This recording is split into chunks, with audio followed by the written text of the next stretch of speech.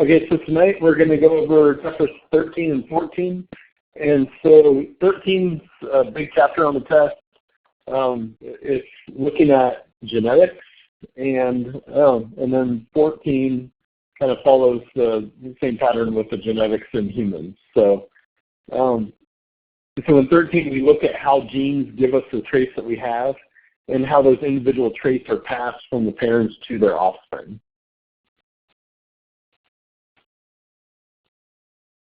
So Gregor Mendel is recognized as the founder of genetics, and genetics is the study of genes, heredity, and variation in living organisms. So he was an Austrian monk who lived during the mid-1800s, and he carefully documented how certain traits in the pea plant were inherited. So he bred and kept meticulous records of the results of over 29,000 crosses of the plants, looking at a variety of different individual characteristics. And he described how those traits or characteristics were inherited using mathematics. So he also studied how multiple traits were inherited together. And so many of those theories that he proposed from his research of how genetics works were actually later shown to be true, and they're the basis for pretty much all modern genetics.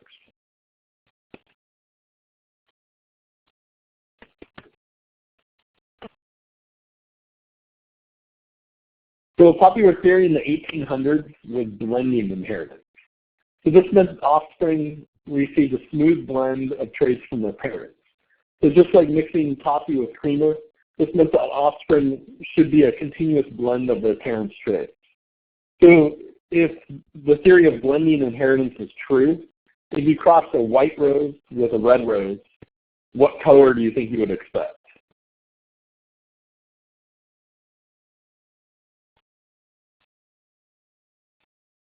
Exactly. So it's just going to be in between. And so if you blended a white rose and a red rose, you're going to get a pink rose.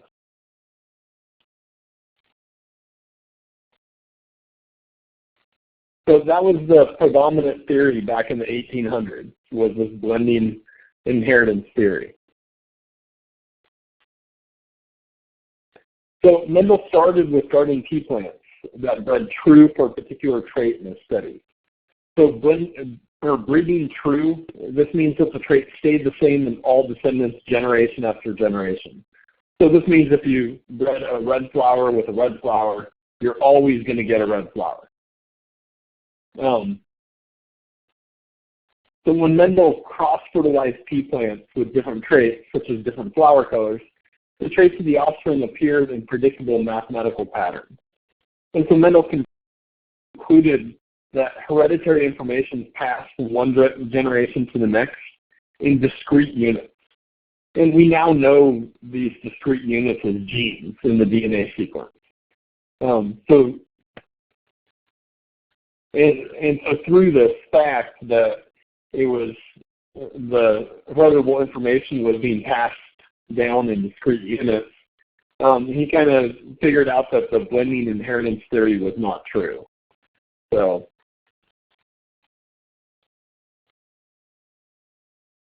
it's pretty amazing the things his theories and what he came up with the limited information that he had.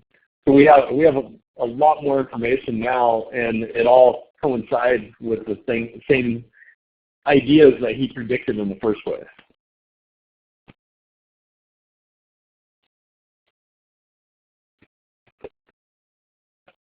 So the plant Mendel used in his studies was a garden pea. So this plant has many distinct characteristics that vary among plants, and some of the different characteristics include plant height, flower color, pea characteristics, and pea pod characteristics that he studied. So the pea plant is naturally self-fertilizing, so it has an anther that makes the male gametes, and also has a carpel that makes the female gametes, and this is all in the same flower. So Mendel controlled the breeding between pea plants by removing the anther from one plant and then brushing the pollen containing the male gametes onto the carpels of other plants. So this way, the plant would not self-fertilize like it normally does, and he could specifically breed one plant with another. So there were many huge benefits, and in some ways he got lucky in his choice of what he used by using this pea plant, because it follows very characteristic genetics, and also he was able to control the breeding very well, and it has a lot of very distinct characteristics that are easily studied. It's very easy to see the difference between flower color. It's very easy to see the difference between plant height. And so this pea plant is just a perfect situation to study these different genetic characteristics.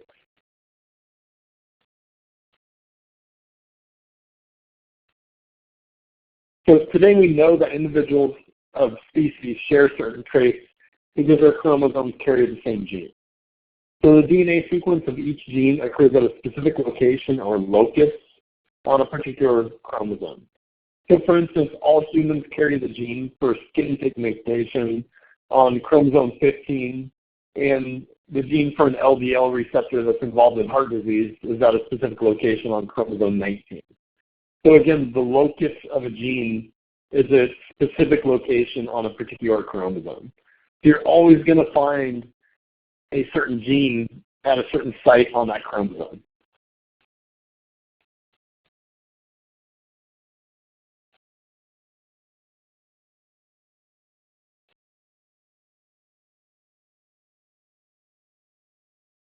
So as we know from last week, diploid cells have a pair of genes on a pair of homologous chromosomes. So these genes are found at the same location on each homologous chromosome at their loci. So again, for instance, at this loci, so at this loci right here, for instance, might be eye color. And then in this situation, both chromosomes have the allele for blue eyes. But in every single person, you're always going to find the chromosome for eye color at this location right here.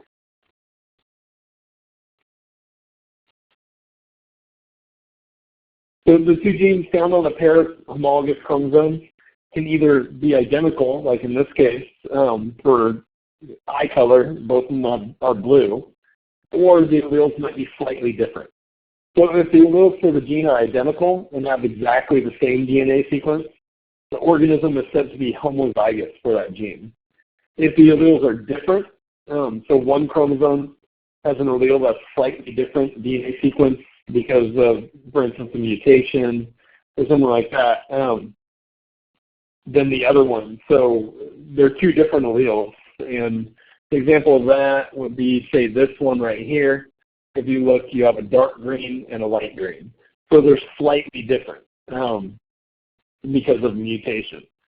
So that at that gene, the organism is said to be heterozygous. So if they're the same, it's homozygous. So if you look here, capital P and capital P, or small p and small p, we're going to be using this terminology or this way of writing differences in genes. So for instance, the uppercase P would be a homozygous dominant, and the lowercase p would be homozygous recessive. And I'll get into that more in a second. And if you look here, heterozygous means you have one of each. So you have an uppercase P and a lowercase p. And that means the alleles are different, and so it's heterozygous.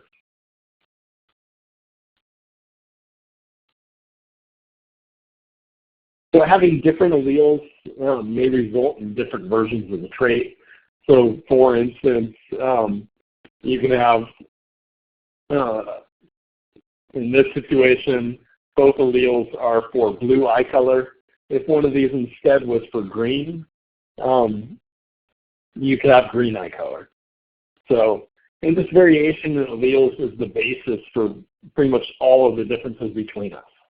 So, most of our DNA between humans is going to be extremely similar or identical. But these variations in the genes, where you have maybe a base pair substitution or a small difference. This actually is pretty much accounts for all the differences between humans. So this is what causes that variation.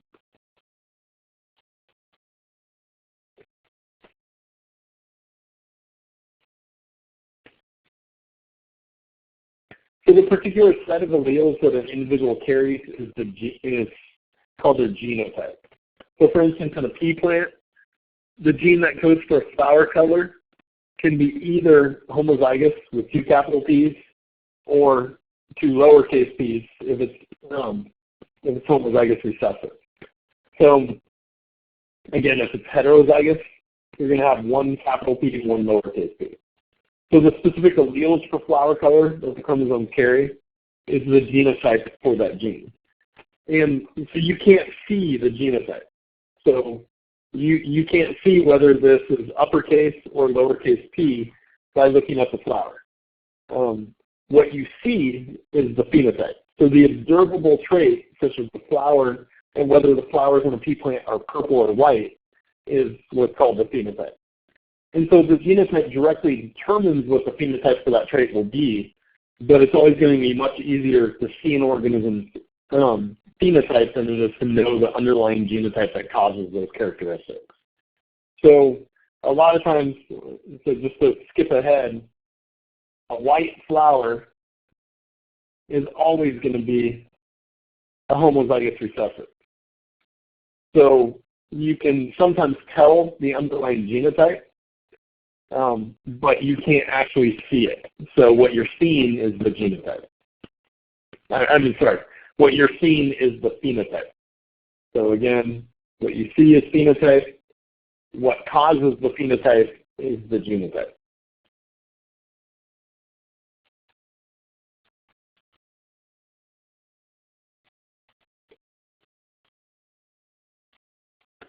So an allele is considered dominant when its effects match that of a recessive allele paired with it. So a dominant allele is indicated by italic capital letters, such as the capital P for purple flower color in a pea plant.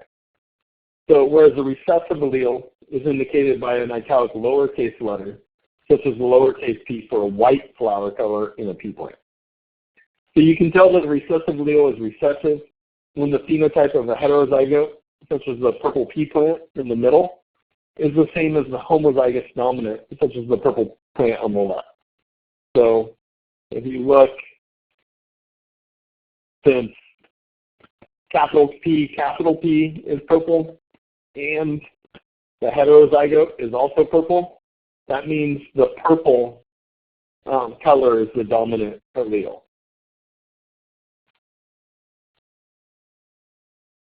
So in the homozygous recessive pea plant, their flower color has white flowers, such as the one on the right, meaning that the white allele is going to be recessive.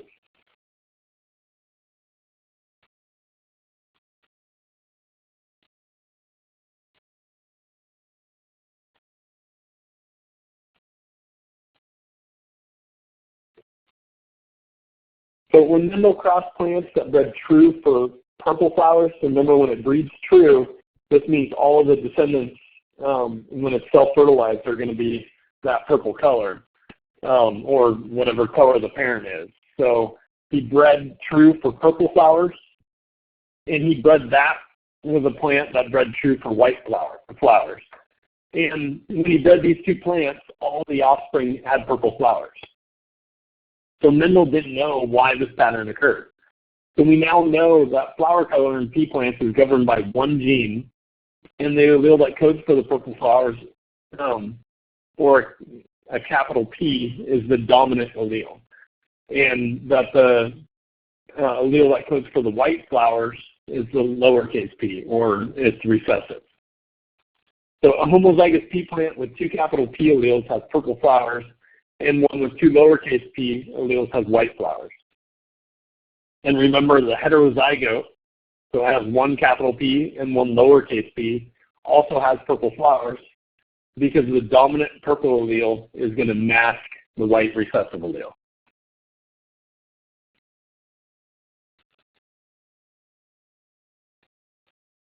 So when some homologous chromosomes separate during meiosis, the gene pairs on those chromosomes separate also. So each gamete that forms carries only one gene of a pair. So this is what we went over last week with the law of segregation. And so each gamete that forms carries only one of the genes of a pair. And homozygous dominant plants make only gametes that carry a dominant allele, like that's what's seen in the picture. So if you look right here, you have a homozygous dominant plant. And all of the gametes from that plant are always going to be a dominant allele. So homozygous recessive plants make only gametes that carry a recessive allele. So in this situation, if you, let's go with lowercase b to make it crystal clear. So this is homozygous recessive for a B allele, and all of the gametes are going to be recessive.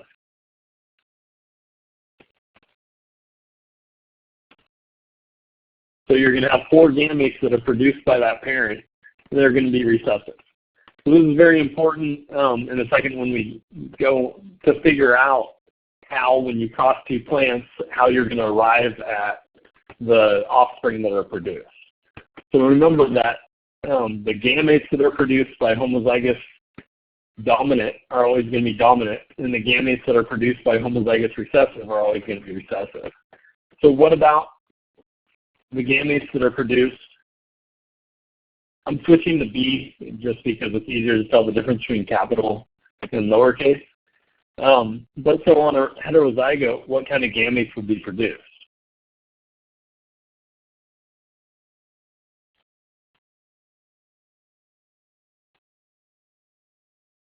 Anybody have any idea? What would be the first one? Capital or lowercase? Right. So, and the second one? Yeah, so the second one is also a capital B. And you get that by the easiest way to do it is just take the first letter and you're going to apply it to the first 2 gametes. What about these next 2? Is it going to be capital or lowercase? Exactly. So a heterozygote is going to produce 4 gametes, 2 of which are capital or dominant, and 2 of which are lowercase or recessive.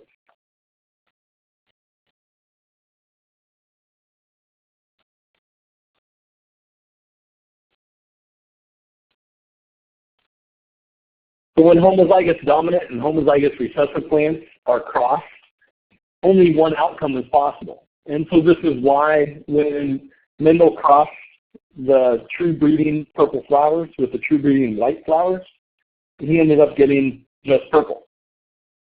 So a gamete with a dominant P allele meets a gamete with a recessive P allele.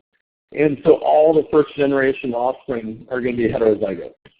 So if you look, again, all of these are capital P, all these are lowercase p. And so you can pick any one of these 4 of the uppercase and any one of these 4 of the lowercase and put them together, and you're always going to get a heterozygote. And the phenotype for a heterozygote equals purple. So that's why all the offspring were purple flowers.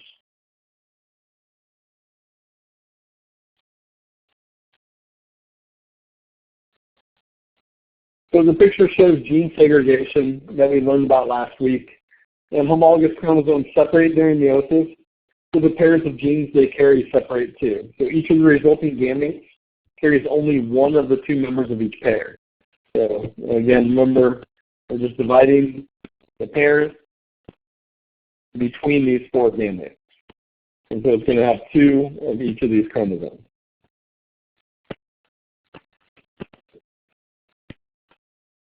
So a Punnett square is a diagram used to predict the genetic and phenotypic outcome of a crop.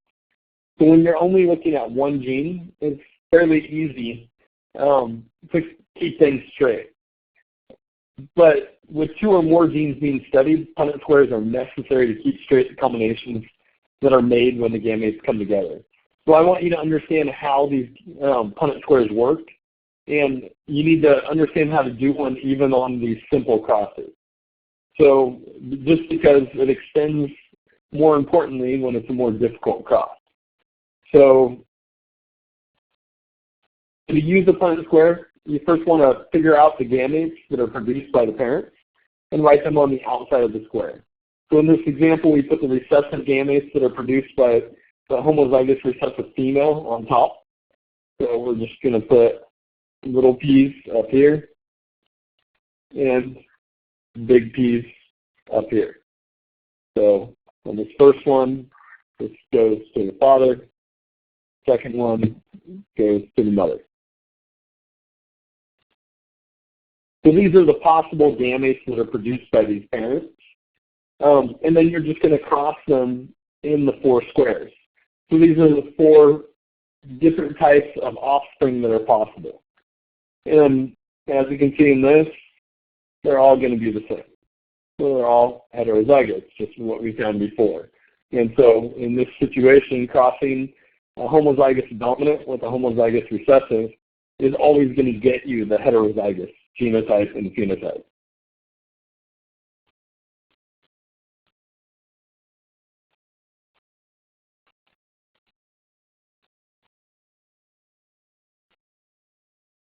So breeding experiments use test crosses to determine whether the tested individual is heterozygous or homozygous. So if you have purple flowers, you can't tell whether an organism that expresses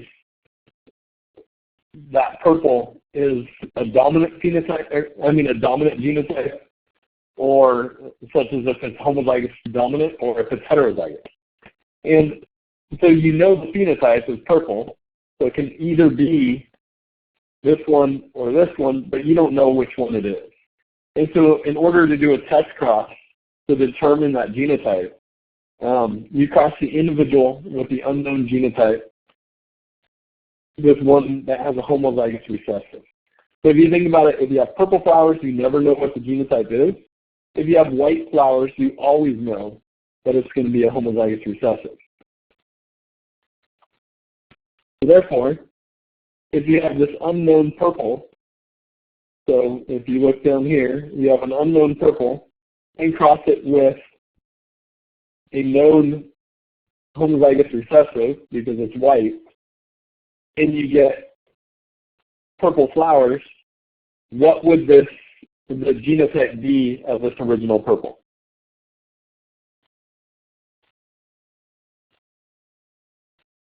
Again, so if you get purple flowers, just like we went over a second ago, if you cross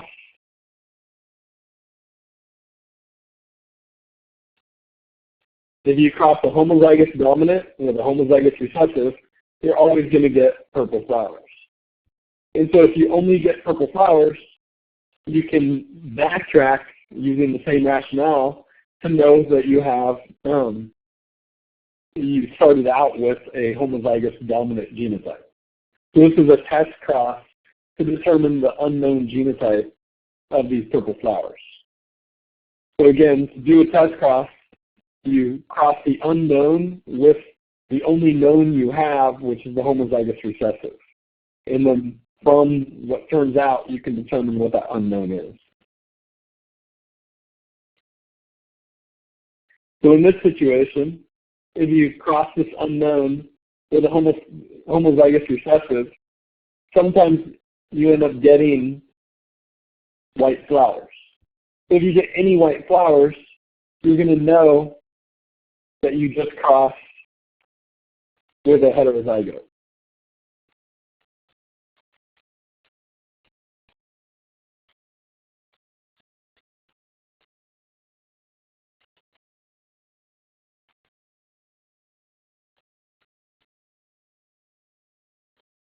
And so all I'm doing is taking this one, crossing it with this one, and putting them together in this box, and keep on extending it through the boxes. And if you look, you have a 50-50 ratio of purple flowers and white flowers. So half of them are white, half of them are purple. And again, if you get any white flowers, if you get that 50% ratio, you know that those purple flowers that you crossed with were a heterozygote, not a homozygous dominant. So this is the only way you can determine the genotype from that phenotype, is by doing the test cross.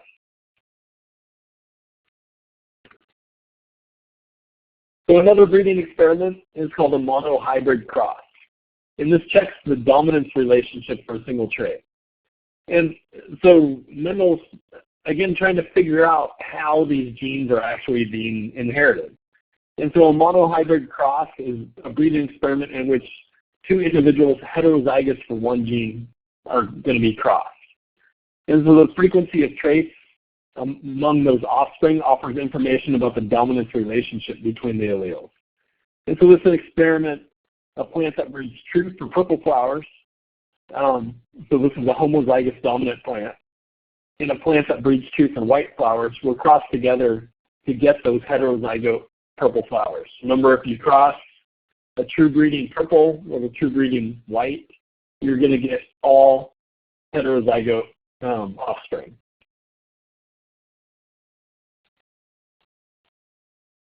And so the term monohybrid cross means, first, mono means you're just looking at one trait, and then the hybrid means it's a mixture of the two alleles. So you're crossing two heterozygotes. So that's what a monohybrid cross is. So the two heterozygote plants are going to be crossed, and the two types of gametes from each plant can meet in four possible ways. So the dominant sperm and egg can meet, forming a zygote with a homozygous dominant phenotype. And that's what you see here. The dominant sperm can meet the recessive egg, forming a zygote with a heterozygous genotype. So that would be here. The recessive sperm can meet the dominant egg, forming a zygote also with a heterozygous genotype. So again, this one. And then finally, the recessive sperm can meet the recessive egg, forming a homozygous recessive zygote. And so that would be this one. So one thing, just to point out, I'm not going to make you remember whether or not this is female up here and male down here. That's not really a distinction that you need to know. And I'd probably just mix it up right now. It's not something that people really actually pay attention to. So don't worry about that. Just whichever way you want to do it, you put one of the parents' gametes on the top and one of the parents' gametes on the side. So don't worry about the female and male part. So the probability that second generation offspring are going to have purple flowers is going to be a 3-to-1 ratio. So 3 purple to 1 white. And this is always going to be true in Mendelian genetics of a monohybrid cross. So this is kind of the norm, unless something else is unique to the situation. But normal genetics here, in a monohybrid cross, you're always going to have this 3-to-1 ratio. So Mendel studied 7 individual traits. So seed shape, seed color, pod texture, pod color, flower color, flower position, and stem length. And he found that all of these traits of pea plants were inherited in that same pattern. So only the dominant phenotype in the S1 generation. So it always had this 3-to-1 ratio of dominant to recessive phenotype in F2 generation. So if you mix true breeding in F1, so that's that first generation, you're always going to have that heterozygote. In the F2 generation, so that's the second breeding, you're always going to have that 3-to-1 ratio. And so this was true of all these 7 traits that he studied in the pea plant. And so this is what I said earlier of, in a lot of ways, Mendel got lucky on his choice of plant or choice of organism to study, because aside from having a lot of traits that are easy to see like this, it was also that they didn't have any difficult genetics, that most of them work in this basic pattern. And so sometimes it doesn't actually work like this. And he got lucky that just everything he studied follows this traditional pattern, a 3-to-1 ratio for the phenotype in the F2 generation.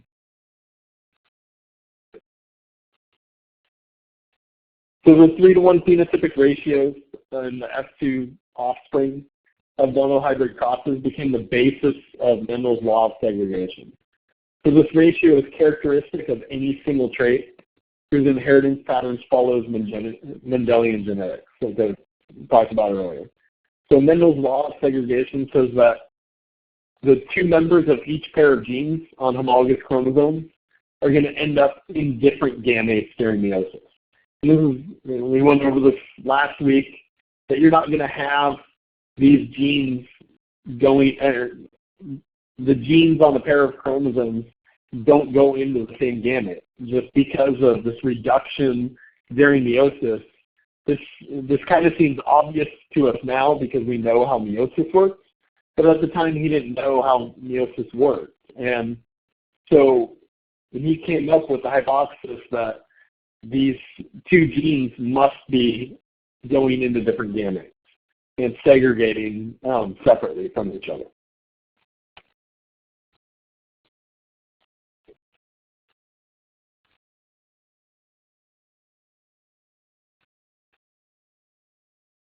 A monohybrid cross allows you to track alleles of 1 gene. So for instance, just looking at eye color. So what if you're studying 2 different genes? So as we learned last week, when homologous chromosomes separate during meiosis, either one of the pair can end up in a particular nucleus. And this is independent of the other chromosomes. And this all depends on how the chromosomes line up at the metaphase plate in metaphase 1. So thus, gene pairs on 1 chromosome get sorted into gametes independently of gene pairs on other chromosomes. So this is Mendel's second law, or law of independent assortment. So Punnett squares can be used to predict inheritance patterns of 2 or more genes simultaneously. And the situation is a dihybrid cross. But it can only predict these inheritance patterns if those genes are assorted independently. And situations arise where the genes aren't assorted independently. For instance, if the 2 genes are close to each other on the same chromosome. So remember, if you look at this picture, the chromosomes are sorted independently of each other, but of course, each chromosome is going to go into the same gamete. So remember, this gets a little more confusing because you have crossing over during meiosis, and so the chromosomes get a little rearranged. But at the same time, if 2 genes are really close to each other, they're going to end up assorting into the same gamete. But if the genes segregate independently, then it's going to follow this Mendelian inheritance pattern that we're going to go over in just a second.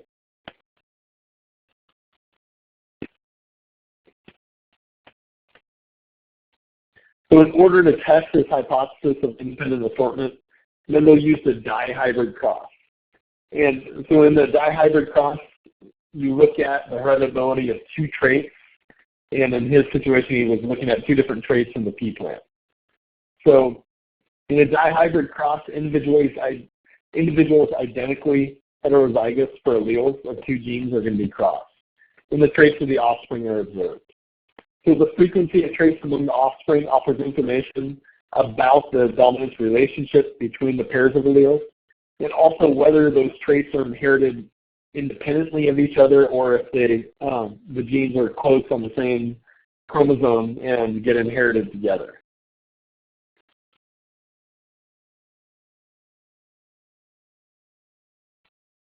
So in Mendel's experiment, he started with 1 parent plant that breeds true for purple flowers and tall stems.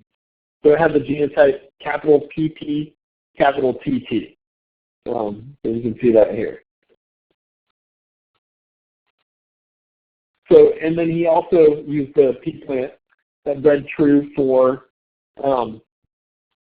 white flowers and short stems. And so this had the genus type lowercase pp, lowercase tt. And so each plant in this cross makes only one type of gamete, so either a capital PT or a lowercase pt. And so therefore all the F1 offspring, so that's this first generation, are going to be dihybrids. So dihybrid meaning they're heterozygous for both of the traits that you're looking at. So the genotype is a capital P, lowercase p, capital T, lowercase t. And they're going to have purple flowers and tall stems. They're going to have both phenotypes of the dominant trait.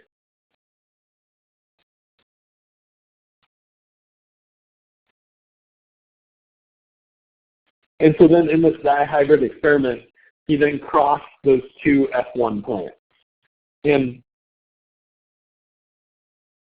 so the way to do this, of figuring out the gametes, this is where it gets a little more complicated. So first, the easiest thing to do is to start with this capital P here, and you're going to cross it with the two T's that are right here. And so you just mix and match. So this first gamete is a capital P, capital T. Second gamete is a capital P, lowercase t. And then you move on to this next P right here and do the exact same thing. So lowercase p, capital T, and lowercase p, lowercase t. And you're going to do the same thing over here with this one, and it's going to give you the same gametes because it's also heterozygous. So.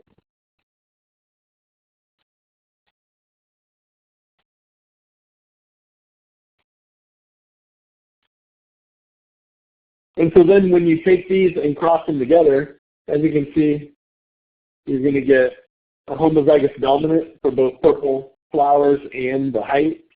And you have 16 different combinations of these gametes. So in F2 plants, there ends up being 4 phenotypes. And the phenotypes are in a ratio of 9 to 3 to 3 to 1. And so if you look, you're going to have,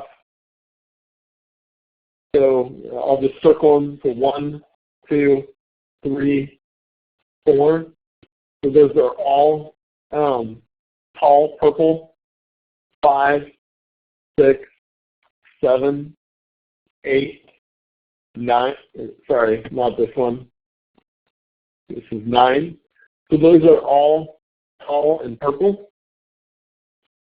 Then this is short and purple, and this one I messed up, short and purple. And then you have another 3 that are tall and white, tall and white, tall and white. And then finally, the last one, you have short and white. So again, if you look at this, they're in a 9 to 3 to 3 to 1 phenotypic ratio. And this is always going to be the case if the cross follows normal genetic patterns. You're always going to end up with this 9 to 3 to 3 to 1 ratio.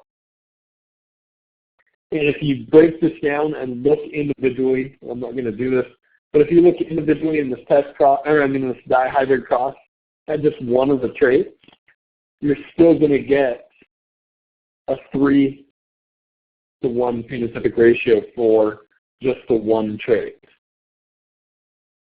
And actually, let's go ahead and do that. So if you look just at the purple, so you're going to have, out of the 16, you're going to have 12 of the purple and 4 white. So that's a 3 to 1 for that single trait. If you look at both traits, it's a 9 to 3 to 3 to 1 ratio. if you're just looking at one trait, either height or flower color, it's always going to be that 3-to-1 ratio. So you need to remember those ratios. Those are very important for the monohybrid and dihybrid cross. So Mendel discovered the 9:3 to 3-to-1 ratio in his dihybrid experiment. And he also noted what I just stated in the last slide, that each individual trait still kept that 3-to-1 ratio that he discovered earlier. And so from this experiment, he concluded that each trait or gene pair sorted into the gametes independently of the other traits. So that means that the flower color sorted into the gamete independent of the flower height. And this made up the principle of his law of independent assortment, so his second law that he came up with.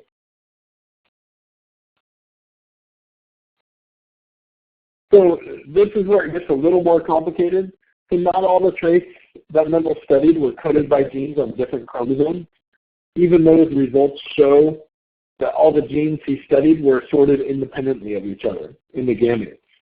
And the reason for this is the genes were far enough apart on a chromosome that they tended to assort in the gametes independently because of the crossing over event. Remember, the crossing over event rearranges the chromosomes to be unique. And so you're not always going to get both these genes, like for instance in this situation, both of them going together into the same gamete. They get rearranged, and so you might, instead of, like in this situation initially, say what you inherited from your father was recessive for height and eye color, instead of you just inheriting that paternal gene or paternal chromosome, you now instead form gametes, or your gametes are formed that are a combination of paternal and maternal. And so in this case, instead of having recessive for both eye color and height, now you have recessive for eye color, but you have dominant for height. And so again, if those genes are far enough apart on the chromosome, they're still going to assort independently, even though they're on the same chromosome. So on the other hand, genes that are very close together on a chromosome are going to be what's called linked. And so they don't assort independently because it's less likely that a crossing over event happens between the two genes. So if you had, say, a gene here and a gene here, the likelihood of a crossover going right between those genes is highly unlikely. And so therefore, those genes probably are going to go into the same gamete. So the further apart the genes are on the chromosome, the less likely that they're going to sort together and be linked. Whereas the closer the genes are on a chromosome, the more likely those genes are going to sort together and not sort independently, and therefore they're going to be linked. And so because of this possibility of the genes sorting together because they're on the same chromosome, all the genes on the chromosome form what's called a linkage group.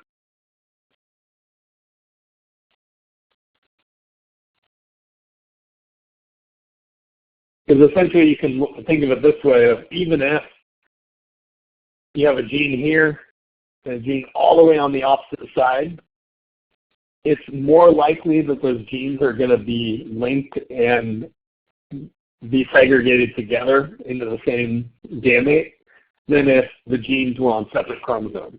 Because in order to split these genes apart, you're going to have a crossover event. And so it's not automatic that a crossover event is going to happen between those two chromosomes. And also, if you had two crossover events, you could still end up having the genes on the same chromosome. If you had a crossover, say, here and here, they're going to still end up on the same one. And so all the genes on that chromosome do have a higher chance of ending up in the same gamete than if they were on completely separate chromosomes.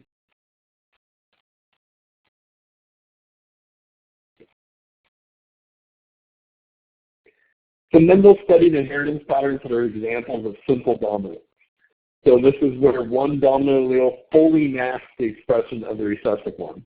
So for instance, purple flower completely overrides the white flower, and the heterozygote is going to be exactly the same as the dominant. And so it's also going to be purple. So other patterns of inheritance are not going to be so simple. So this is what I was talking about, that Mendel got kind of lucky on some of the things that he was doing, that it was straightforward. There are situations where it's not as straightforward as what he found. So the traditional normal, what's more common is the Mendelian genetics that he found, and then there are separations from that norm. And so some of these separations from the norm are examples. So these are other patterns of inheritance. So codominant, incomplete dominance, epistasis, and pleiotropy. We're going to go over each of these in these next slides. So codominant alleles are both expressed at the same time in heterozygotes. So one doesn't match the expression of the other. So this can occur in a multiple allele system where there are 3 or more alleles that exist. And one of the most common ones that most people know of is the ABO blood typing.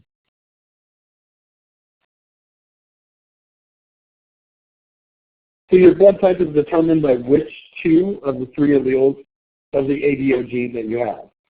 So the A and B alleles are codominant when paired. So for instance, a genotype AB gives a blood type of AB, whereas the O allele is recessive, and it's going to be masked when paired with either A or B. So either genotype AA or AO gives a blood type of A, and either genotype BB or BO gives a blood type B. And a blood type O is only going to be found if you have a genotype OO. So this is a dominant recessive situation between the both A and B versus O, and also codominance where you have A is equal to B, and so they're not going to mask each other.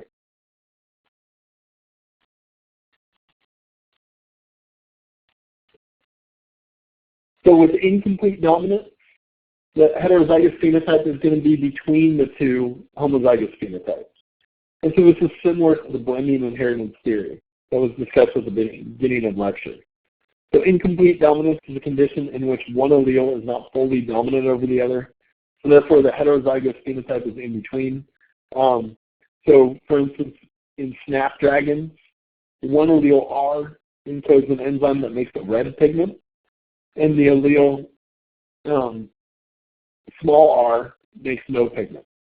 So the homozygous dominant genotype gives a red phenotype, the heterozygous genotype gives a pink phenotype, and the homozygous recessive genotype gives a white.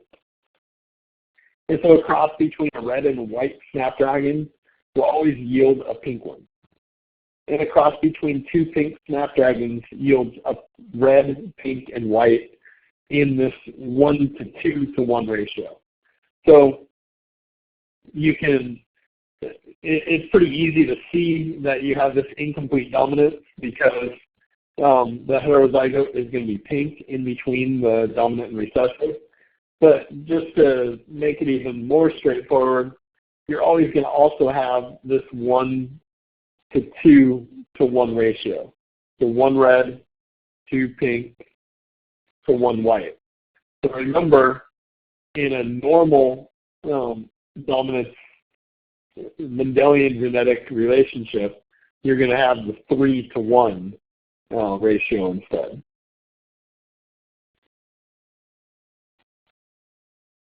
So that's incomplete dominance. So some traits are affected by multiple gene products, and this effect is called polygenic inheritance or epistasis. So one example of this is the Labrador Retriever coat color, and their coat color can either be black, brown, or yellow. So this is a little more complicated than just incomplete dominance because it involves 2 different genes. So in Labrador Retrievers, a dominant allele which is capital B, specifies black fur, and its recessive partner, a lowercase b, specifies brown fur. And then a dominant allele of a different gene causes color to be deposited in the fur, and then its recessive partner reduces the color. So a dog with both dominant E and B alleles is going to have black fur. So that has the black fur gene, and it also has a dominant allele that causes the most color to be deposited in the fur. A dog with a dominant E allele that's either homozygous or heterozygous for that dominant E allele, and is also homozygous recessive for the B, for the brown fur. So therefore it has the brown fur color, becomes homozygous recessive, but it still has the dominant allele for deposition of the color. That's going to be your chocolate lab. It's going to be the brown color. And then finally, a dog that's homozygous recessive for both alleles is going to have, actually, a homozygous dog that's recessive for the E allele, no matter which color it is going to have no color deposited into the fur. And so therefore it's going to be the yellow color. And so that's your yellow lab. So it doesn't matter whether it's black color or brown color, none of the color is actually going to get into the fur, and that's what causes this yellow right here. And so again, epistasis is where two different genes are causing this phenotype for coat color.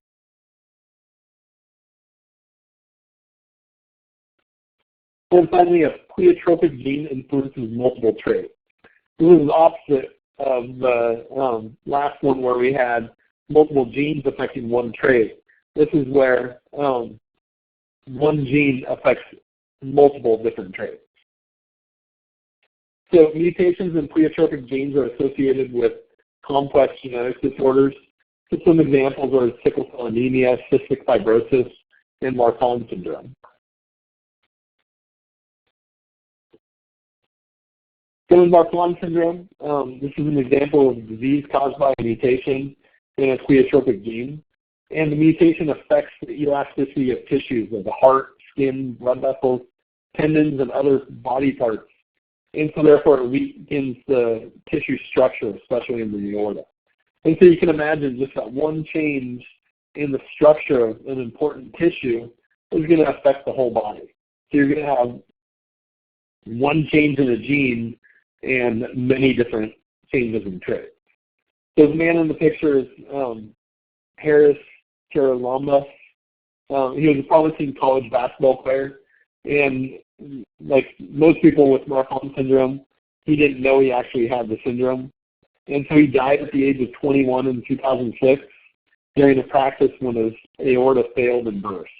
So again, you have weakened elasticity of the tissues, and so therefore he was exercising, and it causes the aorta to burst open. And so most people with Marfan syndrome usually go undiagnosed unless they have an incident like this one, because there aren't really any other obvious symptoms that they would go get checked out for. So unfortunately, in this case, he had it, and his death was how they figured out that he had the syndrome.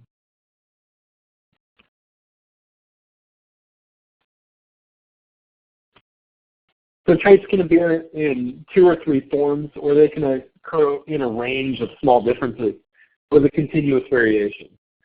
So the more genes and environmental factors that influence the trait, the more continuous this variation. So one example of this is human height, and another example is eye color. And so these traits, there are many genes and factors that influence them, and so therefore it's going to cause this continuous pattern, or it's going to vary on this kind of bell curve, what you see there. So the chart shows continuous variation in height among male biology students at the University of Florida. So they did a study at the University of Florida to look at just the average height of students, and the students were divided into categories of 1-inch increments in height, and then they were counted and plotted in this graph. And So you can see it produces a bell-shaped curve, and this bell-shaped curve is an indication of continuous variation. So the picture on the right shows the spectrum of eye colors that humans have, from the dark at the top to the lightest at the bottom is the light blue.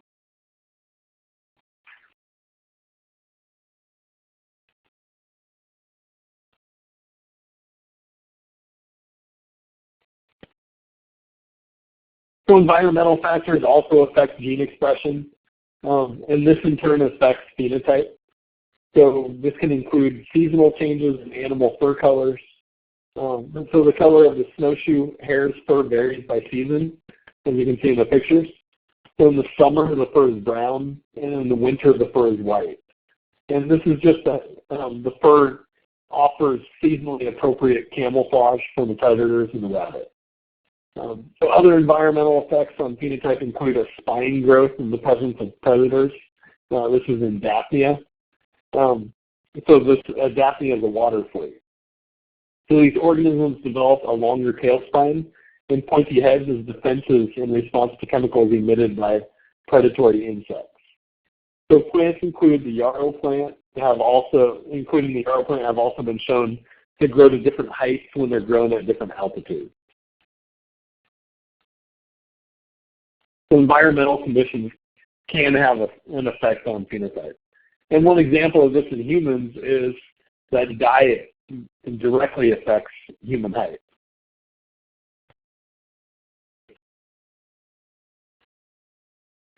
So as we found in the last few slides, not all traits appear in Mendelian inheritance patterns.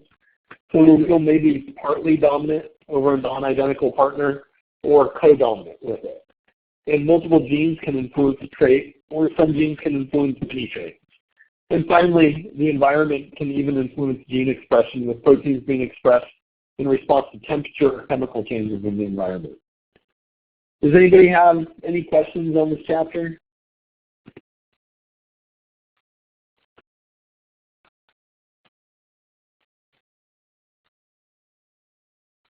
Okay, let's go ahead and take a break for, let's come back at 8:05, so just over 5 minutes.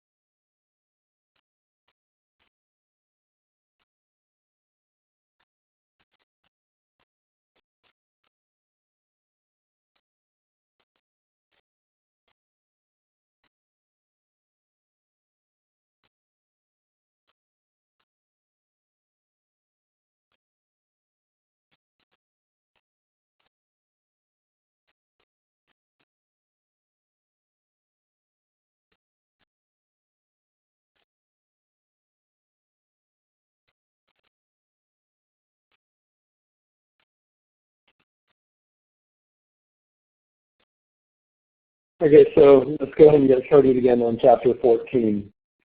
So in the last chapter, we talked about the study of genetics using pea plants, in which plants were crossed with one another to see how specific traits were inherited. So in modern genetic research, we use mice and fruit flies. But how do we study human genetics? So the same rules apply to humans that Mendel discovered in peas in most situations, but there are many exceptions, such as traits that are affected by multiple genes and also sex-linked diseases. So since you can't ethically force two humans to mate, geneticists have had to find other tools to study how specific traits and diseases are inherited in humans.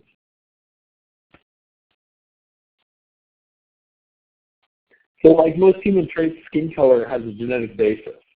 And minor differences in alleles that code for melanin synthesis and deposition in melanosomes affect skin color.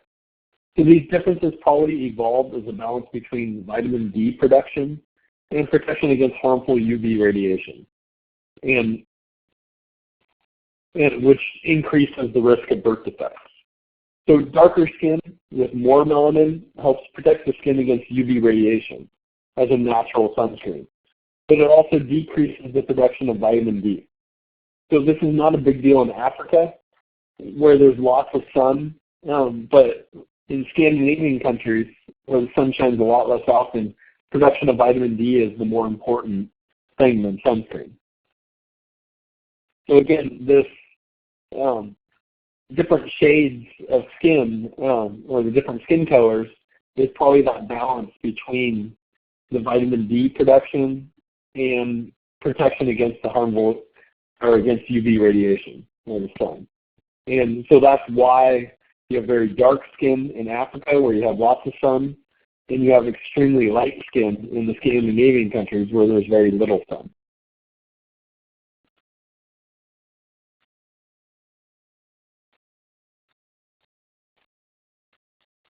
So more than 100 different gene products are involved in melanin synthesis, and also melanosome formation and deposition of that melanin. So light-skinned people of European descent carry specific mutations in gene SLC24A5. And this encodes a transport protein in melanosome membrane. So therefore, less melanin is deposited in the membranes of the melanocytes. And so it gives you the lighter skin color.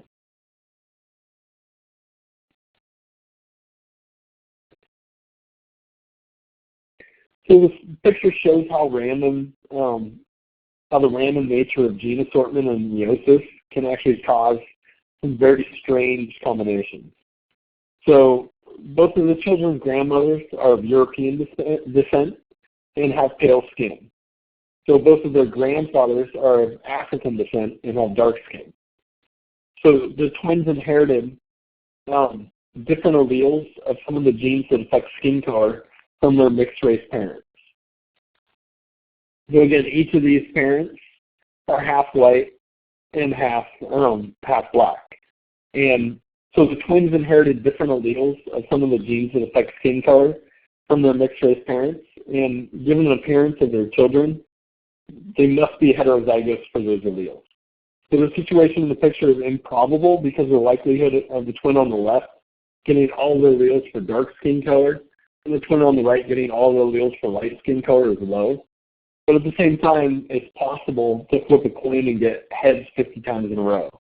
And you can get the situation that you have above, of a very, or I guess not very dark, but a dark skin color and a very light skin color of twin baby girls.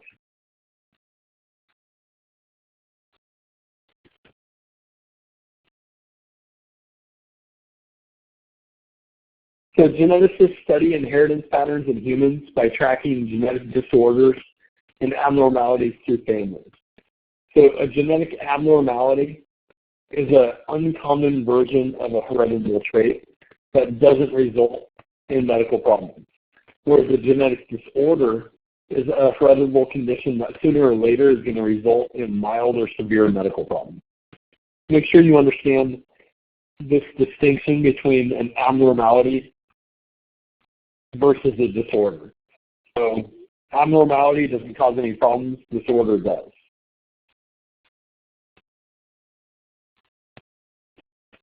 So charting genetic connections with pedigrees reveals inheritance patterns of certain traits. So some of the things you can determine from a pedigree are whether traits are expressed through dominant or recessive alleles, or whether the alleles are on autosomes or sex chromosomes. And also the probability that a trait will occur in a family or a population. So a pedigree such as the one in the slide is a chart showing the pattern of inheritance of a trait through generations of a family.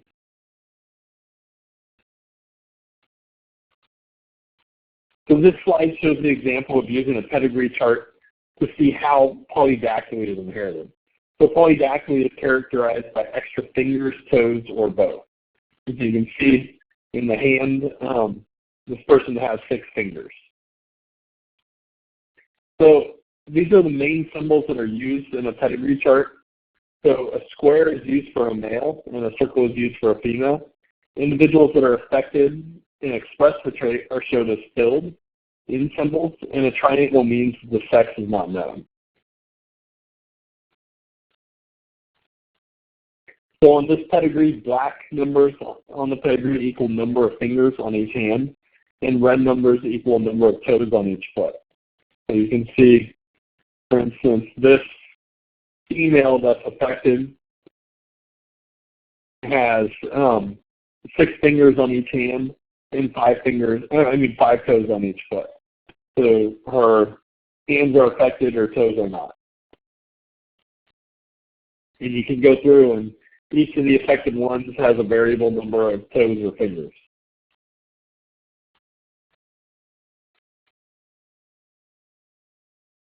So something else to note, if you look at this one, it has an asterisk. Because if you look, both parents were unaffected, whereas this offspring was affected. And so therefore you know this parent right here is a heterozygote or carrier of the gene. So it didn't actually get inherited, or it wasn't part of the phenotype, but it was part of the genotype. So that male is the carrier of that gene. So geneticists used to make very involved pedigrees to study human genetics. This is this one in the picture for Huntington's disease. So thanks to computers and molecular genetics, this process is much easier nowadays. So it's not these big old charts on the walls that you're seeing in this picture.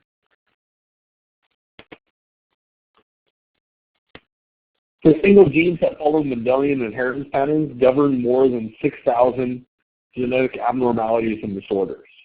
So this is where one gene codes for one trait, and the rules for dominant and recessive alleles apply and give that 3-to-1 ratio when 2 heterozygotes mate. So this 6,000 though is out of over 30,000 different genes that are known in the human genome. So only 1/5 of the genes that are known actually follow Mendelian inheritance patterns.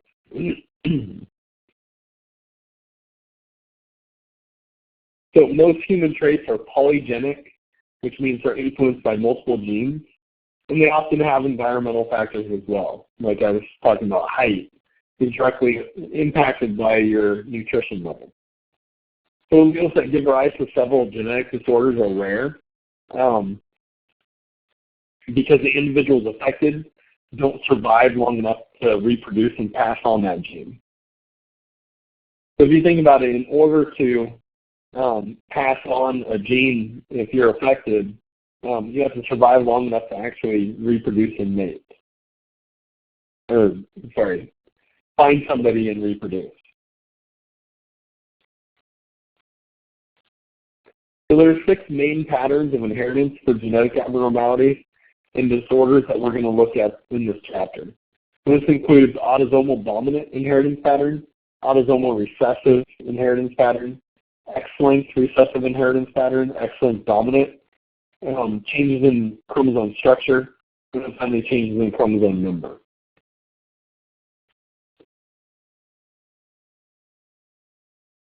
So there are two autosomal inheritance patterns. An allele is inherited in an autosomal dominant pattern if the trait it specifies appears in homozygous and heterozygous people. So this means, for instance, instead of the purple flower color, if instead this was a disease, this disease would be inherited in an autosomal dominant inheritance pattern. So this also means that if you only have one copy of the allele for the trait, you're going to express that disease. So an allele is inherited in an autosomal recessive pattern if the trait it specifies only appears in homozygous people. So this means that you have to have two copies of the allele to express the trait.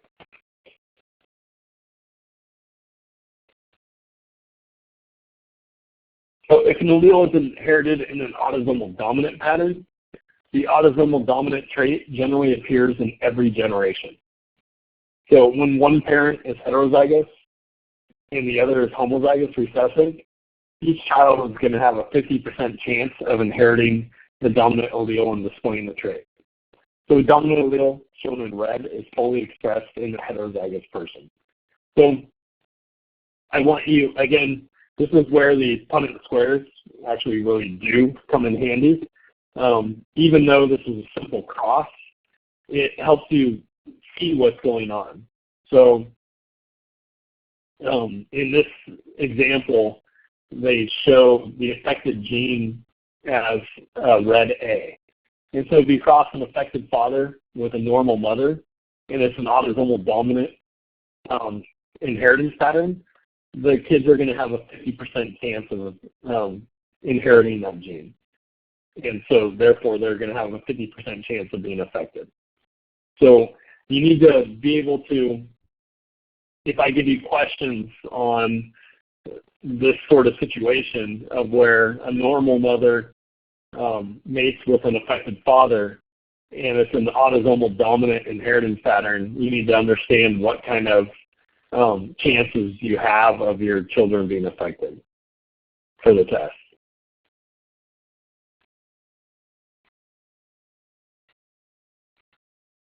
So some examples of autosomal dominant disorders include achondroplasia. So this is seen in the picture, and it's one form of dwarfism. And in this form of dwarfism, the individual has short limbs and a closer to normal sized trunk and head. So aniridia, which causes defects of the eyes, cancerdactylia, which causes rigid bent fingers, hypercholesterolemia, or high cholesterol level, Huntington's disease, this is a degeneration of the nervous system, and Marfan syndrome, which we went over in the last chapter, which causes abnormal connective tissue. So all of these are examples of autosomal dominant disorders.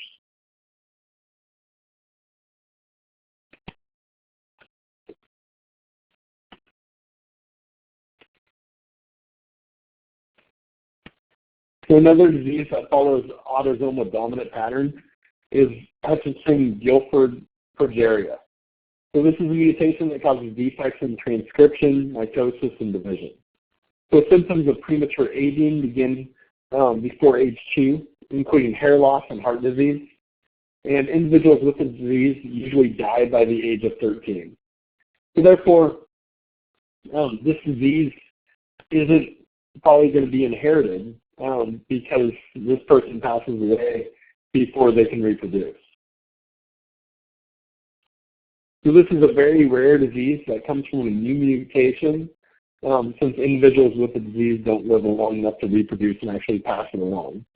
So since the autosomal dominant inheritance pattern means that you can't be a carrier without having the disease, anyone with the allele is going to die before they can reproduce. So this chart shows the pedigree of polydactyly, which is autosomal dominant abnormality. So as you can see, aside from the individual with the asterisk, so this is autosomal dominant. So that's actually something, for some reason, this person didn't express the pattern, and for whatever reason, that person does not have the phenotype, even though they have the disease. So as you can see, there's variation in the number of fingers and toes, and for whatever reason, this person didn't actually show that phenotype, even though they have that gene. So that's kind of an anomaly, which then you can see they ended up passing it down to their offspring with a 50-50 ratio. So again, autosomal dominant, you're going to have it in every generation because if you have the gene, you have the disease. And the offspring are going to have a 50% chance of inheriting this disorder.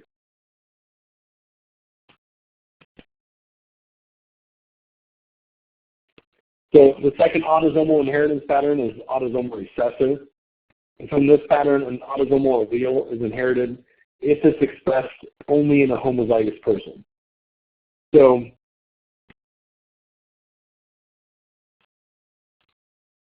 therefore, the recessive traits can end up skipping generations. So people heterozygous for the allele are carriers, so they have one allele, but they don't have the trait. So in order for the child to express the trait, both parents have to be carriers. So each child of 2 carriers ends up having a 25% chance to be homozygous and having that trait. And this, again, it's easier to see what's going on using the Punnett square. So this slide shows the Punnett square for 2 carriers. So each parent is heterozygote. And you can see that the offspring had a 25% chance of being homozygous or having the disease if it's a autosomal recessive inherited trait. So they have a 50% chance of being carriers and a 25% chance of not carrying that gene.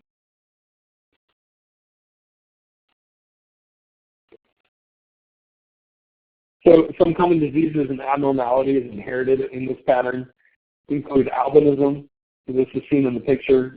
This is a complete lack of melanin. So what I went over at the beginning of the chapter, looking at the shades of skin color, this is at the very, very extreme where these people actually have a defect where there's no deposition of melanin at all. That there's no even production of melanin. So it occurs in people homozygous for recessive alleles that codes their defective form of the enzyme tyrosinase. So this results in the absence of pigmentation anywhere in the body. So this includes lips, eyes, hair, and skin. So also methylglobinemia. This is an abnormality that causes blue skin coloration. Cystic fibrosis, which causes abnormal glandular secretion, which leads to tissue and organ damage. Phenylketonuria, this is PKU in babies. This is where the body can't break down the amino acid phenylalanine. And then finally, sickle cell anemia, which causes abnormally shaped red blood cells. These are all inherited by recessive, autosomal recessive patterns.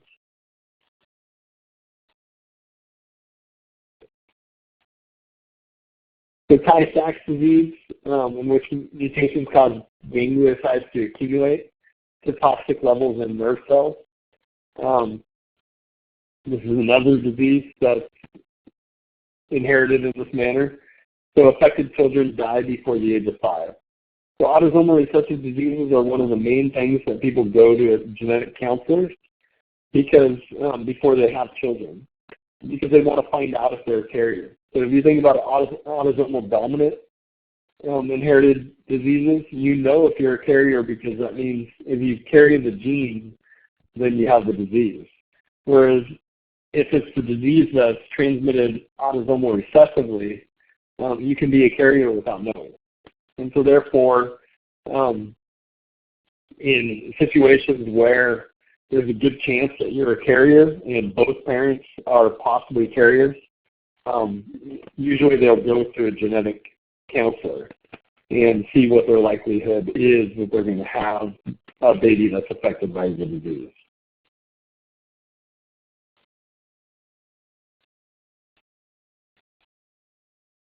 So the next type of inheritance pattern is the sex-linked pattern, and this is especially the X-linked. So an allele is inherited in an X-linked pattern when the affected allele occurs on the X chromosome. So most X-linked inheritance disorders are going to be recessive because X-linked dominant alleles tend to be lethal in male embryos.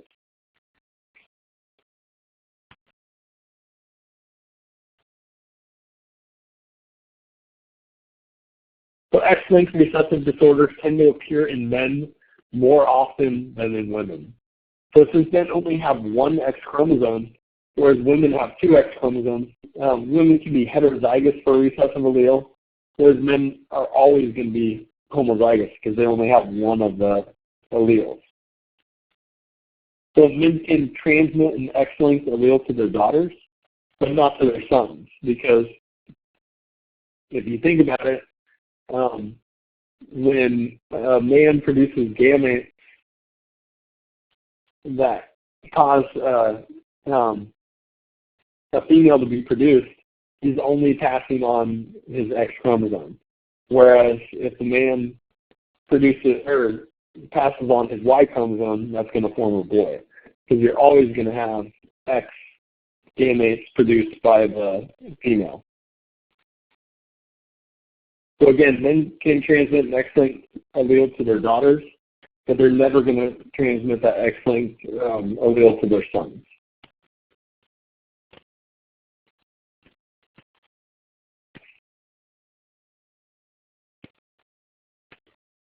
So in the case shown in the Punnett square, the mother carries the recessive allele on one of her two X chromosomes shown in red. So the son would have a 50% chance of being affected, and the daughter would have a 50% chance of being a carrier.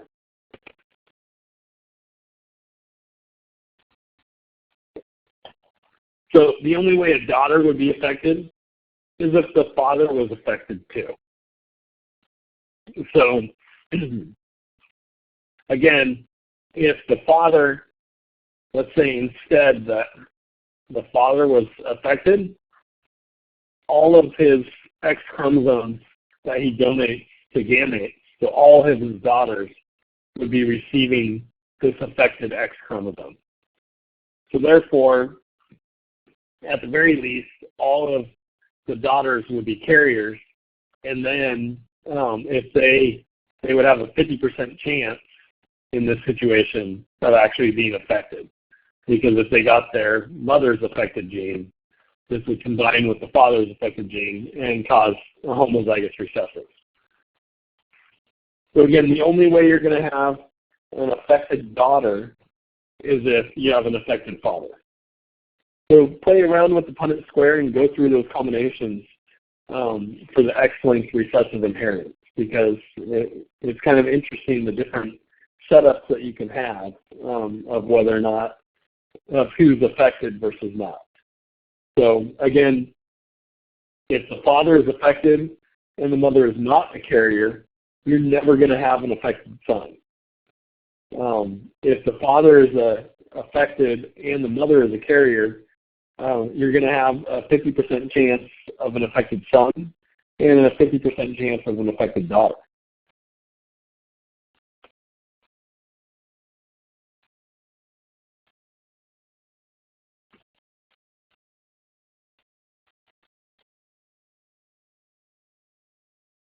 So one of the most common forms of X-linked recessive abnormalities is red-green color blindness.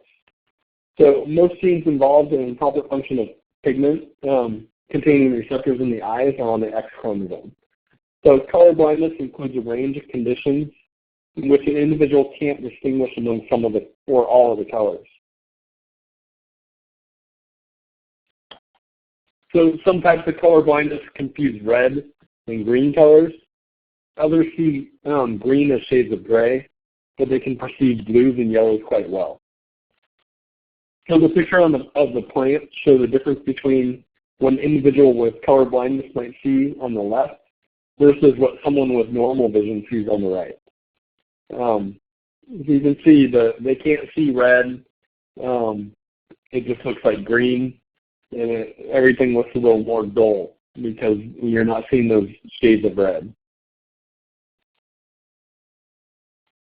So the circles on the right are two Ishihara plates, and these are standardized tests for color blindness. So you may have one form of red-green color blindness, and you see the number 7 instead of 29 in the left circle. Does anybody see, in the left circle, does anybody see 7?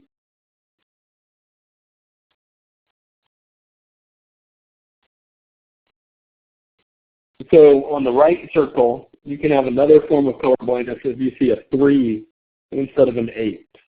So does anybody see a 3?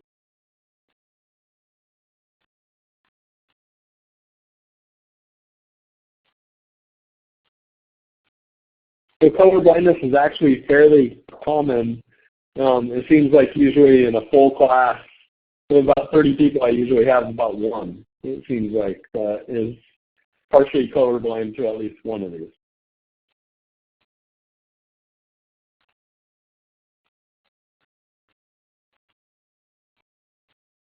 So hemophilia A is another X-linked recessive disorder. This involves factor 8.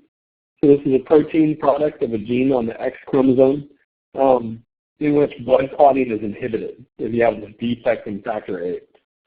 So in the 19th century, hemophilia was a relatively common disorder in royal families of Europe and Russia. This was probably because of the common practice of inbreeding. So close relatives would marry. So the pedigree of the descendants of Queen Victoria of England, and the slide shows the classic case of X-linked recessive inheritance.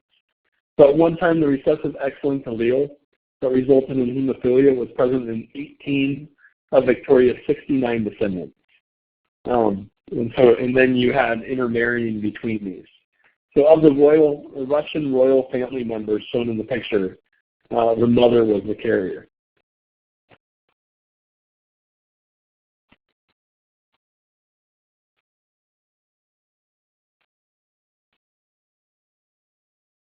So the fifth type of inheritance pattern is major changes in chromosome structure.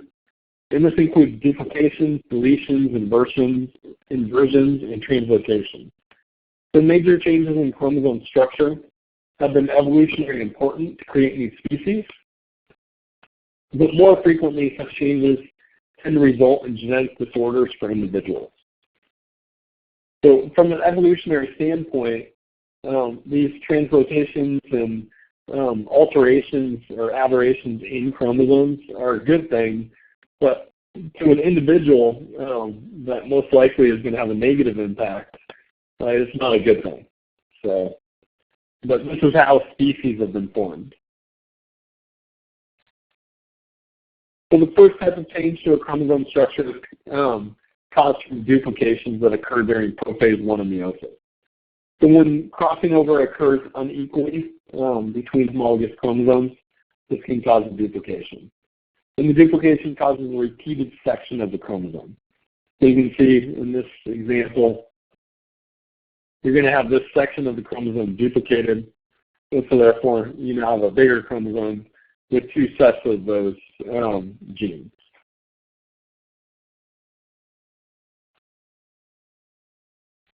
So in mammals, deletions or a loss of part of the chromosome usually causes serious disorders that are often lethal. So you can see if you have a deletion of this section of the chromosome to lead to here, at least in mammals, this is very serious, and you're probably not going to have a viable offspring.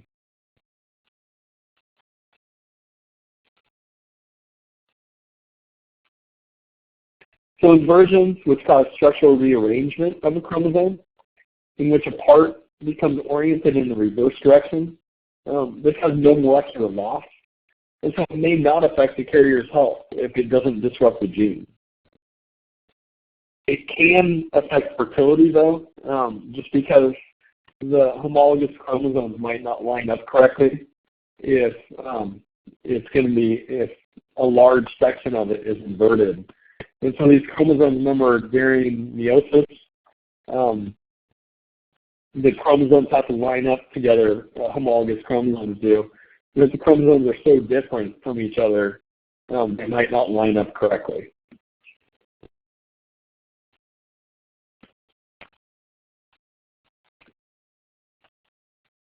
So translocation is where a broken piece of a chromosome gets reattached in the wrong location. And this is another type of chromosomal structure change. So if a chromosome breaks, the broken part may attach to a different chromosome or to a different part of the same one. So most translocations are going to be reciprocal or balanced, which means two chromosomes basically exchange broken parts. So many reciprocal translocations aren't going to have effect on health, but again, they're going to affect fertility because the chromosomes might not line up correctly because they're no longer going to be matched to their homologous partner. So some disorders caused by changes in chromosome structure include Huntington's disease, Creutzfeldt syndrome, and Burkitt's lymphoma.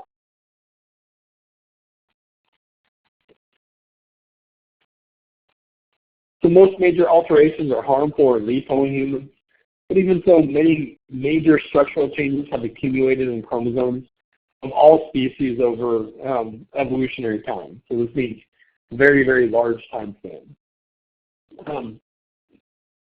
So speciation, or the creation of a new species, can and does occur by large-scale changes in the chromosomes.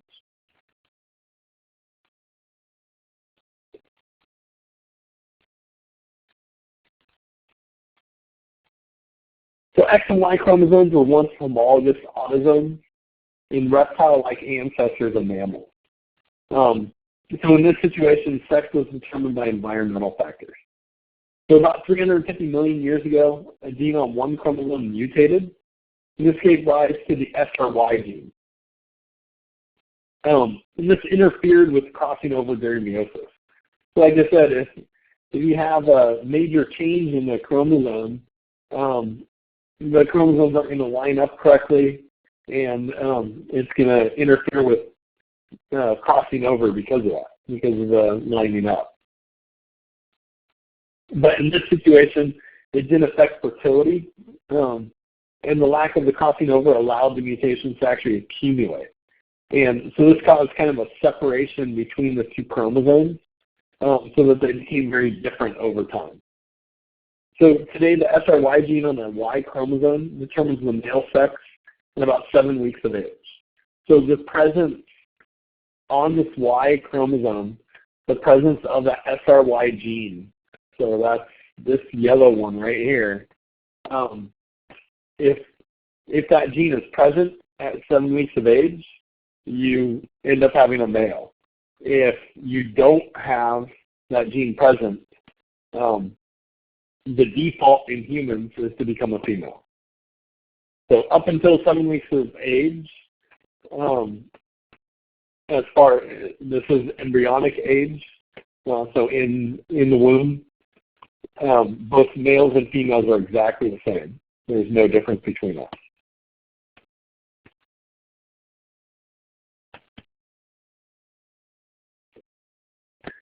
So evidence of our evolution from grade 8 in speciation caused by chromosomal structural changes can be found by comparing chromosomes of humans and chimpanzees.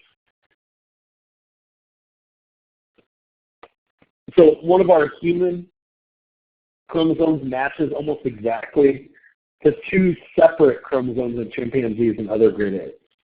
So it's not during human evolution, the two chromosomes fused end to end and formed our chromosome 2.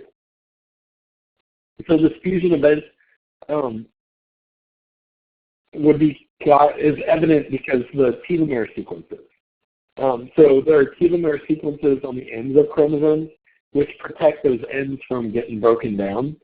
And in a human chromosome 2, this is chromosome number 2, we actually have telomere sequences on the inside of on the interior part of the chromosome. So again, normally telomeres are always kind of like caps on the ends of the chromosome, and they protect it from being broken down. Whereas in humans, only on chromosome 2, we have those telomere sequences on the interior part of the chromosome. And also another reason why it makes sense is that humans have one less chromosome pair than grade apes. So our DNA is extremely similar to the grade apes, but we have one less set of chromosomes. So it makes sense that 2 of them would have combined into one to form chromosome number 2 in human.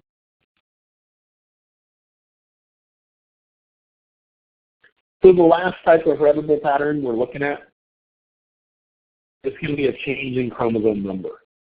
So occasionally abnormal events occur before or during meiosis. And so therefore the new individual ends up with the wrong chromosome number.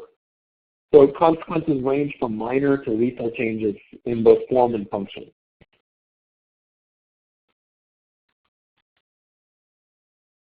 So changes in chromosome number are usually caused by non-disjunction. So non-disjunction is a failure of sister chromatids or homologous chromosomes to separate during nuclear division. So it can either happen in anaphase 1 or anaphase 2. Remember, anaphase is where the chromosomes separate from the metaphase plate. And so as you can see, this is anaphase 1, this is anaphase 2. And so if it happens in anaphase 1, you're going to have the homologous chromosomes not separating. And so therefore, both sets of homologous chromosomes are going to go into one. One set of the gametes, and you're going to have gametes that have extra chromosomes than the other one. Or you're going to have the other set of gametes that have less. So, like I said, non-disjunction can happen at either stage of anaphase, though.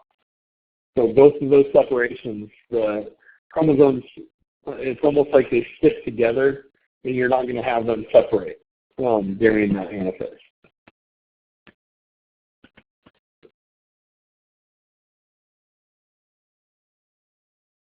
So aneuploidy is a chromosome abnormality in which an individual cells carry too many or too few copies of a particular chromosome. And this is a result of the non-disjunction that we saw in the last slide.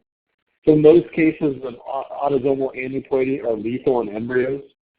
And the two main types of aneuploidy are trisomy or monosomy. So trisomy is when a normal gamete that has N chromosomes fuses with an N+1 gamete. So a new individual is trisomic with 2N+1 chromosomes.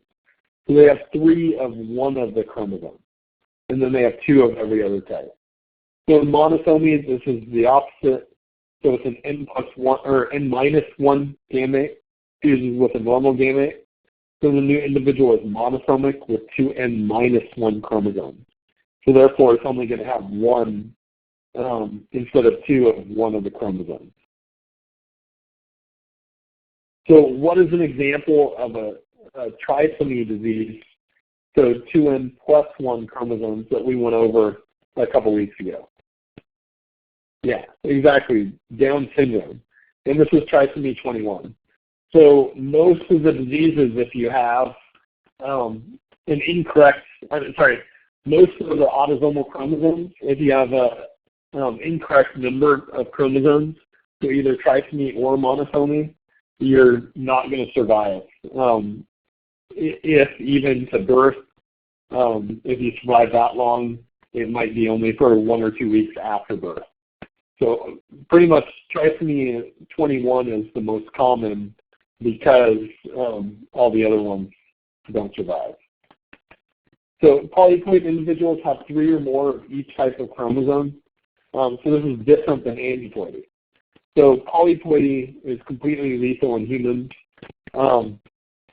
Many flowering plants and some insect, fish, and other animals are actually polyploid. So this means, so it's not the 2N+1 like what we have, so this is 47 chromosomes. Instead, This is 3N or 4N. That's what the polyploid situation is. So you're going to have an extra set of chromosomes. So this is completely lethal in humans. You're never going to see a human that's 3N. But you can see it in plants or insects, fish, and some other animals.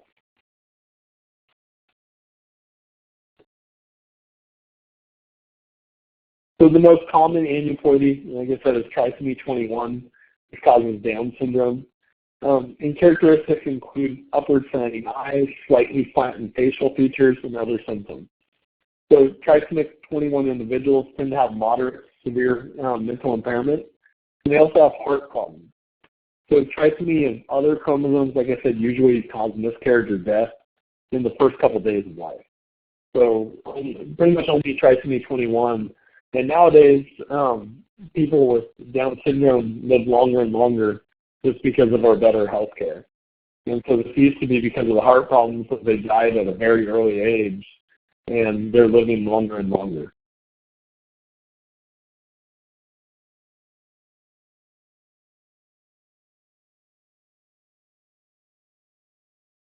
So changing the number of sex chromosomes usually results in some degree of impairment in learning and motor skills, but it doesn't cause the problems like changing the number of one of the autosomes does. So an individual with trisomy of the sex chromosomes, which includes XXY or XXX and XYY, can actually have problems that are so subtle that they're never actually going to be diagnosed.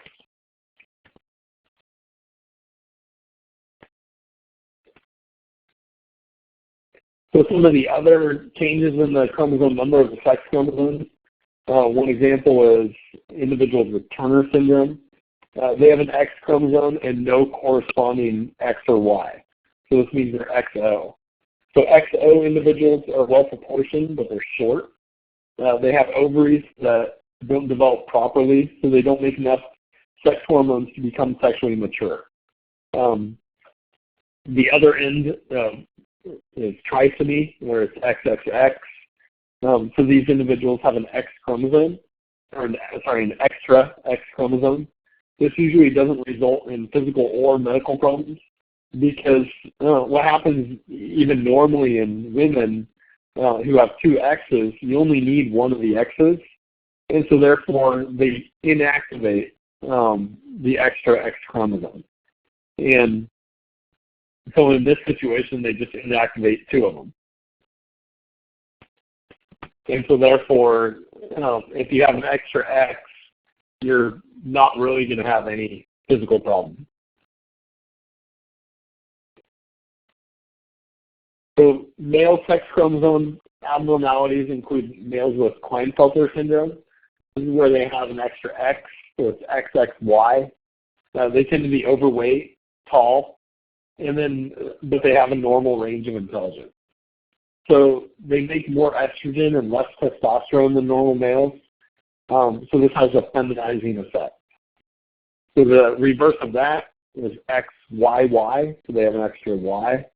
They tend to be taller than average, but they have mild mental impairment. So aside from the mental impairment, they're otherwise normal.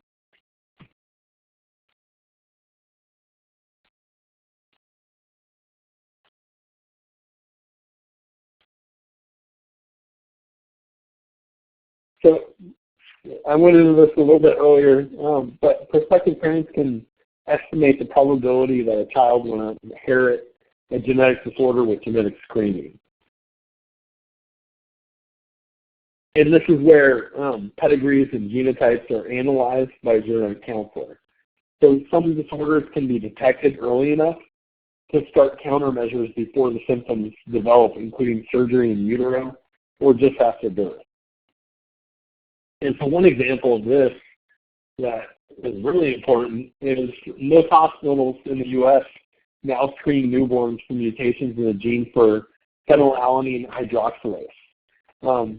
This is a defect that can cause phenylalanine to accumulate to high levels because it can't be broken down. The resulting imbalance inhibits protein synthesis in the brain, which results in severe neurological symptoms characteristic of phenylketonuria. This is PKU. So the treatment is actually very simple. The treatment is just to avoid foods with phenylalanine so that the buildup doesn't happen. So it's a very simple treatment to stop the progression of horrible disease that once you have this buildup, you're going to cause a lifelong irreversible problem. But without the test, you never know to not give these amino acids because even breast milk has the amino acid.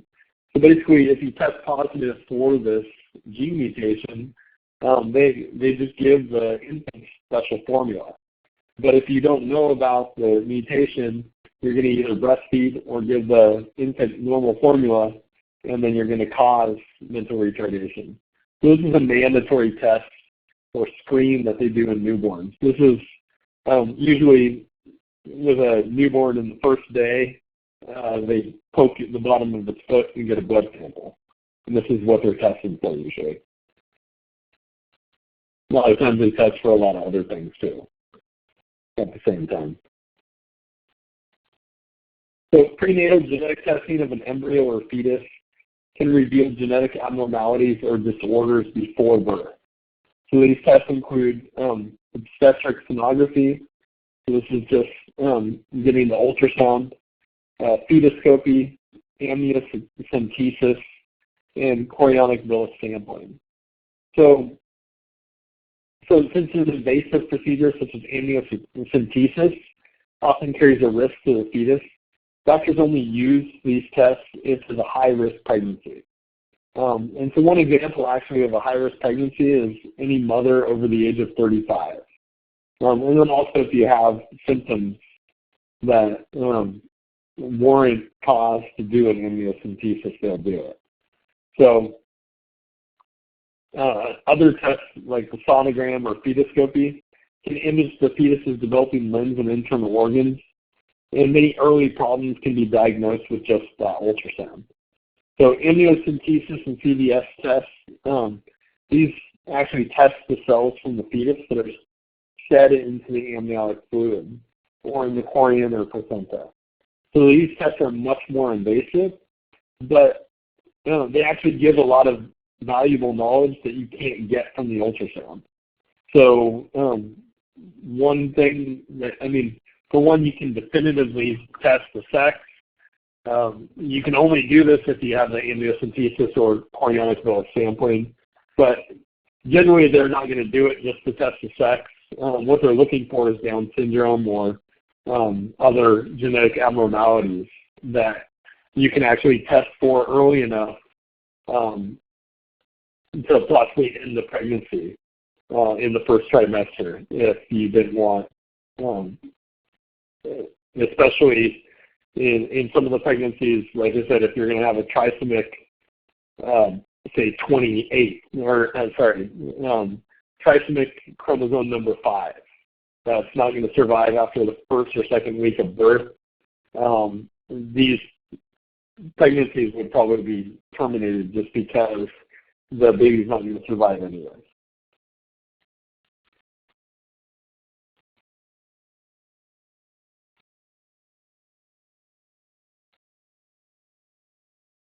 So when people have in vitro fertilization, another test can actually be done before the embryo is even implanted in the uterus.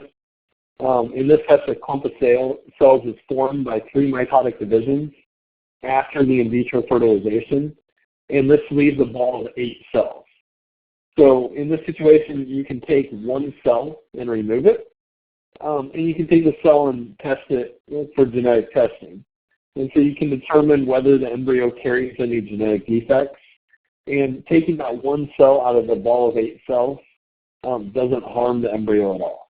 And so you're only left with 7, but those 7 cells are completely equal. And so this will develop into a completely normal baby if you remove that cell. And the cell has the same DNA as the other 7 cells that are left. And so therefore you know exactly what's there. and so you can test for any of those genetic abnormalities. So that's the last slide of this chapter. That's the end of chapter 14. Anybody have any questions?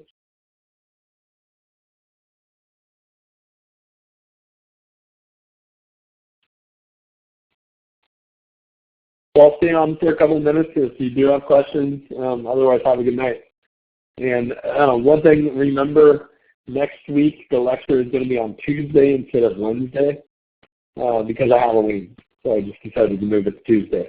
And we're going to do the same for Thanksgiving too. If you look at the calendar, the lecture is going to be on Tuesday before Thanksgiving.